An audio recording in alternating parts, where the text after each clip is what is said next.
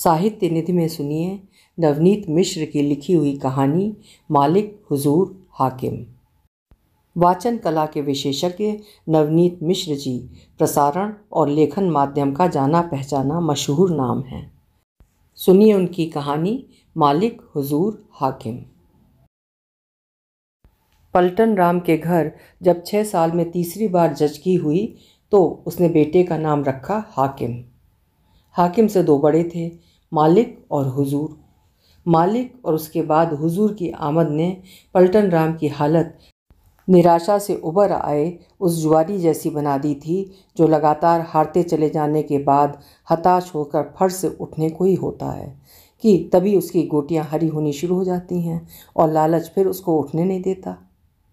शादी के 10 बरस बीत जाने के बाद भी जब बीवी ने कच्चा आम खाने की इच्छा जाहिर नहीं की तो पलटन राम ने अपने मन को पूर्व जन्म में किए गए पापों का दंड भोगने के लिए तैयार कर लिया।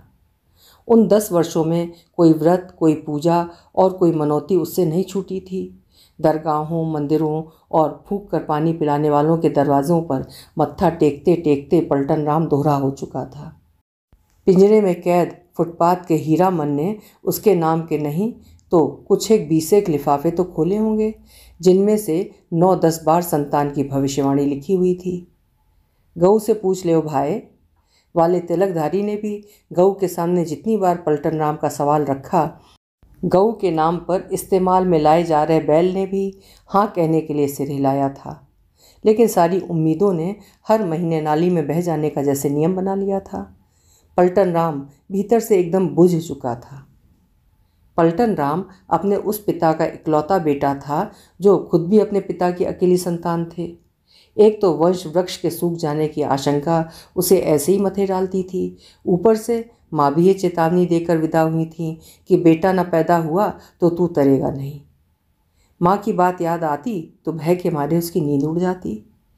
उधर बीबी भी बांझ की जहर बुझी फुसफुसाहटों से लहूलुहान होकर कटखन्नी सी होने लगी थी। तभी मुहावरों में कहा जाए तो उस पर नेमतों की ऐसी बारिश हुई कि 6 बरस में उस निपुती की झुकी रहा करने वाली गर्दन 3-3 बेटों वाली माँ के घमंड में तनी रहने लगी। पलटन राम सोचता रहता कि मालिक और हुजूर के बाद एक बेटा और हो जाए, फिर वो सरकारी अस्पताल जाकर नसबंदी करा लेगा। एक तो ऑपरेशन कराने पर हर महीने तनख्वाह में कुछ बढ़ोतरी हो जाएगी और फिर सारी चिंताओं से मुक्त रहकर बाकी ज़िंदगी भरपूर मज़ा उठाएगा। जैसे फिल्मों में किसी विशालकाय तिजोरी का नंबर वाला ताला खोलने से पहले चोर को चाबी वाली जगह पर कान लगा कोई आहट सी लेते हुए दिखाया जाता है। पलटन राम भी अपनी बीवी के पेट पर कान सटाकर आहट लेने की कोशिश करता रहा था कि तीसरी बार भी भीतर कोई हिल ही रहा है ना, कोई हिल तो नहीं रही। तीसरी बार भी उसका दांव सही बैठा था। दाई ने जैसे ही बेटा पैदा होने की खबर सुनाई, पलटन राम थाली पीटता हुआ अपनी कुठरिया के सामने देर तक नाचता रहा था। पलटन राम को वो दिन अच्छी तरह याद है जिस दिन बीवी ने पहली बार अपने उम्मीद से होने की खबर उसे सुनाई थी। उसी दिन चपरासी की उसकी टेम्परेरी नौकरी पक्की हुई थी। उस दिन उसने राहत की सांस ली थी कि अब वो गरीब की जोरू जैसा नहीं रह गया था कि कैजुअल चपरासी को जो चाहे सारा दिन रगेदे रखे।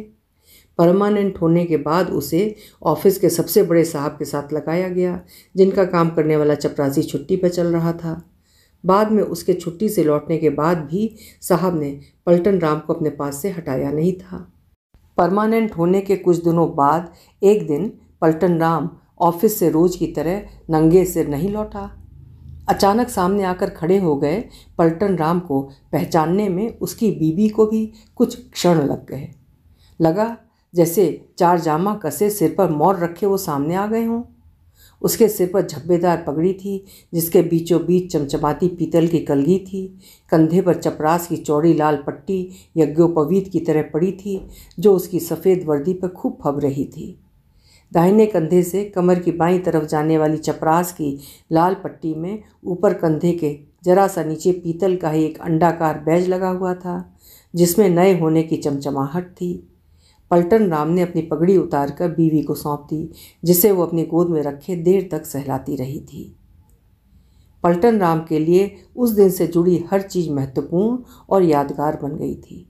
उसकी नौकरी का पक्का होना, उसके बाप बनने की सूख चुकी उम्मीद का हरिया उठना, उसको हंसमुख और अपने से लगने वाले बड़े साहब श्रीवास्तव जी की सेवा में लगाया जाना और सारी बातों के ऊपर याद रह जाने वाला साहब का वो जुमला कि अच्छा मेरे साथ आपको लगाया गया है। पलटन राम को बड़े साहब का ये वाक्य और ख़ास तौर पर आपको भीतर तक भिगो गया। ये वो खराब दिन थे जब अच्छी खबर न सुनाने और पास आते ही बर्फ़ की सिल जैसी हो जाने की वजह से पलटन राम का जी अपनी बीवी की तरफ से उचाट सा रहने लगा था। उन दिनों में समय से बहुत पहले उसका ऑफिस पहुंचना, घर से ऑफिस के बहाने किसी तरह भाग निकलने का एक बहाना हुआ करता था। लेकिन बड़े साहब श्रीवास्तव जी की सेवा में लगने के बाद स्थितियां बड़ी तेज़ी से एकदम बदल गई थीं।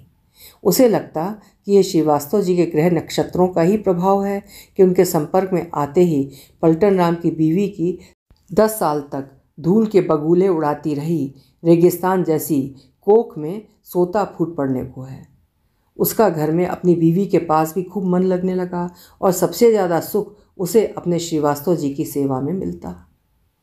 समय से पहले वो अब भी ऑफिस पहुंचता, मगर अब उसमें श्रीवास्तव जी से मिलने, उनको देखने और उनकी सेवा करने का उत्साह छलछलाया रहता।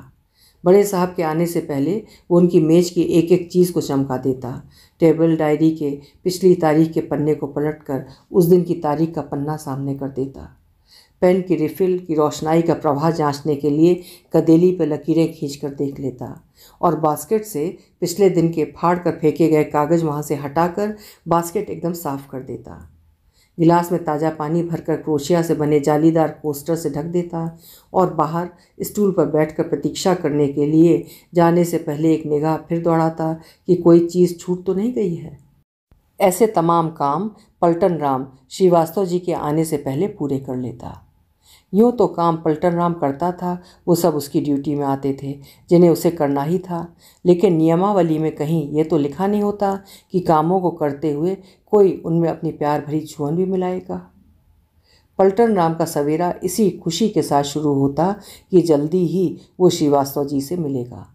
सारा दिन तो उनकी सेवा करते बीतता ही, शाम को पत्नी से बातचीत करने में भी मुख्य विषय श्रीवास्तव जी ही रहते और रात में उन्हीं को याद करते करते सो जाने वाले पलटन राम के लिए श्रीवास्तव जी किसी भगवान से कम नहीं थे, बल्कि भगवान कहना उसे श्रीवास्तव जी से कुछ दूर करने जैसा होगा।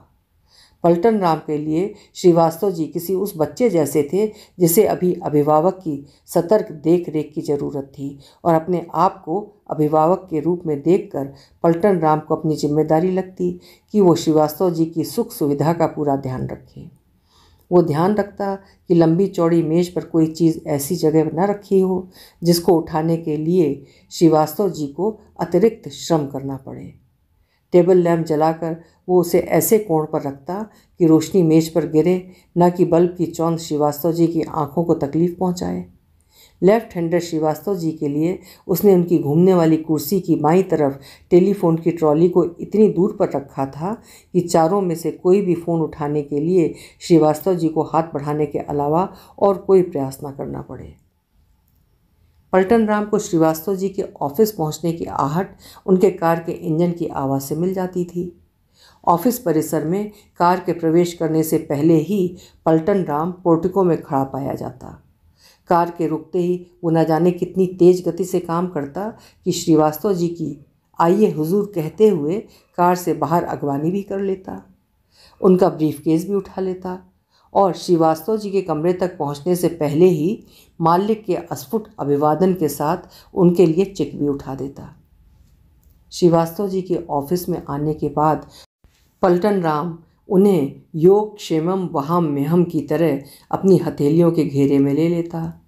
जब कभी वो श्रीवास्तव जी को अंगूठे और तर्जनी से आंखें दबाकर आराम पाने की कोशिश करते देखता तो एक अधिकार भाव के साथ टेबल लैंप बुझा देता। बस मालिक, अब 10 मिनट तक कोई काम नहीं। लेकिन श्रीवास्तव जी तुरंत टेबल लैंप को जला लेते। ऑफिस में ऐसा थोड़ी होता है पलटन राम जी, आप इस बात को क्यों नहीं समझते? पलटन राम श्रीवास्तव जी की थकान से व्यथित और कर्तव्य निष्ठा से अभिभूत वापस वरांडे में पड़े अपने स्टूल पर जाकर बैठ जाता। श्रीवास्तव जी का चपरासी तैनात हुए पलटन राम को 7 साल हो रहे हैं और समय जाने का उसे पता भी नहीं चला। जैसे कोई अपनी प्रेमिका का दुलार करने के लिए उसे कई कई नामों से बुलाता है, पलटन राम भी श्रीवास्तव जी को कभी मालिक कभी हुजूर कहता। किसी बाहरी आदमी के कमरे में बैठे होने पर वो श्रीवास्तव जी को सर कहकर संबोधित करता। अवसर के अनुसार उसके सर कहने पर श्रीवास्तव जी मुस्कुरा देते, जिसको देखकर पलटन राम निहाल हो जाता। पलटन राम जी, जरा मेरा एक काम करके आइए, श्रीवास्तव जी ने एक दिन पलटन राम को बुलाकर कहा। बोलिए हाकम, पलटन राम के मुंह से अचानक निकला। उसी दिन उसके मन में आया कि अगर उसकी बीवी को तीसरी बार भी बेटा हुआ तो उसका नाम हाकिम रखेगा, मालक और हुजूर के बाद हाकम। आप जाइए और बच्चे की फीस जमा कराइए। पलटन राम ने इससे पहले 100 रुपये की समूची गड्डी कभी अपने हाथ में पकड़ी नहीं थी। 100 के कलफ लगे नोट उसके द्वारा कहीं दिए जाएंगे, ये सोचकर उसे रोमांच हो आया। इतनी बड़ी रकम सौंप कर श्रीवास्तव जी ने जो उस पर विश्वास दिखाया था, उसके लिए वो उनके प्रति कृतज्ञता से भर उठा। श्रीवास्तव जी के बच्चे के स्कूल जाने पर पलटन राम को अपने स्कूल जाने लायक हो रहे बच्चों का ध्यान हो आया। 100 के 100 पिन लगे नोट बगैर गिने जमा करने पर जो एक अव्यक्त सी पुलक का अनुभव हो रहा था, वो गहरी निराशा में बदल गई। साहब के बेटे की 1 महीने की जितनी फीस है, उससे आधी से कुछ कम तो उसकी कुल तनख्वाह है। पलटन राम के मन में ये कठोर सच्चाई खूब घर कर गई थी कि ऐसे स्कूलों में पढ़ने वाले बच्चों के भाग ही कुछ और होते हैं। वो कल्पना में जितना ही अपने बच्चों को यूनिफॉर्म पहनने देखना चाहता, यूनिफॉर्म और उसके बच्चे छिटक कर एक दूसरे से दूर जा पड़ते। उसको अपने सिलबिल्ले से दिन भर गली में मारपीट करके खेलने वाले बच्चों पर तरस आता। जब तक वो श्रीवास्तव जी के बच्चे के स्कूल नहीं गया था, तब तक उसे पता ही नहीं था कि 2 मिनट में तैयार हो जाने वाले सफ़ेद केचुए खाने वाले बच्चे सचमुच इस धरती पर रहते हैं। एक दिन पलटन राम बीवी और अपने तीनों बच्चों को लेकर गोपी फिल्म दिखाने ले गया। फिल्म में जब दिलीप कुमार नाच नाच कर गाने लगा कि बड़ा होके बनेगा साहब का चपरासी, तो उसे अपने बेटे कमरे के बाहर चिक के पास स्टूल पर बैठे दीख पड़ने लगे। उसके भीतर एक तड़प महसूस हुई और गोद में बैठे छोटे हाकिम को अपने में इतनी जोर से भींचा कि वो चीख पड़ा। पगला गए हो काजी, बीवी ने हाकिम को उसकी पकड़ से छुड़ाते हुए घुड़का। पलटन राम हमेशा सोच में डूबा और खोया खोया सा रहने लगा। वो हमेशा सोचता रहता कि वो क्या करे कि अपने मालिक, हाकिम और हुजूर को पढ़ा लिखा कर श्रीवास्तव जी जैसा बड़ा आदमी बना सके। श्रीवास्तव जी नाम की एक रामधुन थी जो पलटन राम के भीतर लगातार बजती रहती थी। उस दिन स्कूल जाकर पलटन राम को पता लगा कि वो कौन सी चीज़ है जिसको पाकर कोई बच्चा श्रीवास्तव जी के बच्चे की तरह फूल सा खिल उठता है और उस एक चीज़ के न मिलने पर पलटन राम के बच्चों जैसा रह जाता है। पलटन राम ने मन ही मन श्रीवास्तव जी का एक और एहसान स्वीकार किया कि उनकी वजह से ही ये मुमकिन हो सका कि वो अपने बच्चों के बारे में इतनी बेचैनी से सोचने लगा है। उसे लगता कि श्रीवास्तव जी ने उस दिन फीस जमा कराने के बहाने से उसे स्कूल इसीलिए भेजा होगा कि मैं जान सकूं कि दुनिया सिर्फ उतनी ही नहीं है जितनी वरांडे में पड़े स्टूल पर बैठकर या घर की कुठरिया में लेटने पर दिखाई देती है। उसे लगता कि श्रीवास्तव जी ने उसे इशारों ही इशारों में उस रास्ते का पता बता दिया है जिस पर चलकर उसके मालिक, हुजूर और हाकिम भी एक दिन श्रीवास्तव जी की तरह साहब बनकर ठंडे कमरे में बैठ सकते हैं। पलटन राम शाम को ऑफिस से घर लौटते और जब सड़क से ही मालिक, हुजूर और हाकिम को उनके नाम से पुकारते तो लगता जैसे श्रीवास्तव जी के स्नेह की छाँव उनके साथ घर तक चली आई है। आपने देखा पलटन राम जी, सरकार ने आप लोगों के बच्चों की पढ़ाई के लिए ही वजीफ़ा देने की नई योजना शुरू की है। एक दिन श्रीवास्तव जी ने एक अखबार में नमूने के तौर पर छपे फार्म को दिखाते हुए कहा, मेरे बच्चों के भाग में पढ़ना लिखना कहाँ रखा है हाकम? पलटन राम ने अपनी उस रग को दुख से बचाने की कोशिश की जो वैसे भी कई दिनों से तड़क रही थी। अरे ऐसा क्यों सोचते हैं? मेरा बच्चा पढ़ सकता है तो आपका क्यों नहीं? और फिर सरकार ने आप जैसे लोगों के बच्चों के लिए ही तो ये योजना शुरू की है। एक दिन छुट्टी ले लीजिए और फॉर्म भरकर बच्चों को स्कूल में दाखिल करा दीजिए। श्रीवास्तव जी की बात सुनकर अवाक रह गया पलटन राम। ये सोचकर भरभरा सा गया कि कोई इतना भी अच्छा कैसे हो सकता है। श्रीवास्तव जी उसे अच्छे तो पहले दिन से ही लगने लगे थे, लेकिन अब तो वो उन्हें प्यार करने लगा था। बड़ा होके बनेगा साहब का चपरासी का जहर भी इतने दिनों बाद एकदम से उतरता सा जान पड़ा। पलटन राम दौड़ते दौड़ते थक गया था, लेकिन उस सरकारी शुभेच्छा का लाभ उसके बच्चों से दूर ही बना हुआ था। सरकारी स्कूल के ऑफिस वाले कुछ बताते ही नहीं थे कि उसके बच्चों को सरकारी योजना के तहत स्कूल में दाखिला क्यों नहीं मिल सकता। जितनी बार वो स्कूल के ऑफिस गया, वहाँ के बाबू उसके फॉर्म निकालते और सपाट कह देते, ये फॉर्म नामंजूर हो गए हैं, तुम्हारे बच्चों को दाखिला नहीं मिल सकता। पलटन राम को अपने बच्चों का भविष्य अंधकार में दिख पड़ने लगा, लेकिन उसने हार नहीं मानी। अंतिम प्रयास के रूप में उसने श्रीवास्तव जी से अपनी व्यथा कही। श्रीवास्तव जी ने स्कूल के प्रिंसिपल को फ़ोन मिलाया और स्पष्ट आदेश दिया कि पलटन राम के तीनों लड़कों का दाखिला करके उन्हें काम हो गया की सूचना दीजिए। पलटन राम अपने लड़कों के लिए इतनी बार दौड़ चुका था कि उसका सारा मामला प्रिंसिपल साहब को भी अच्छी तरह से याद था। लेकिन सर, प्रिंसिपल ने हकलाते हुए कहा, फॉर्म पर पलटन राम ने अपने बेटों के नाम मालिक श्रीवास्तव, हुजूर श्रीवास्तव और हाकिम श्रीवास्तव लिख रखे हैं। बताइए क्या करूं? अभी आप सुन रहे थे नवनीत मिश्र जी की लिखी हुई कहानी मालिक हुजूर हाकिम।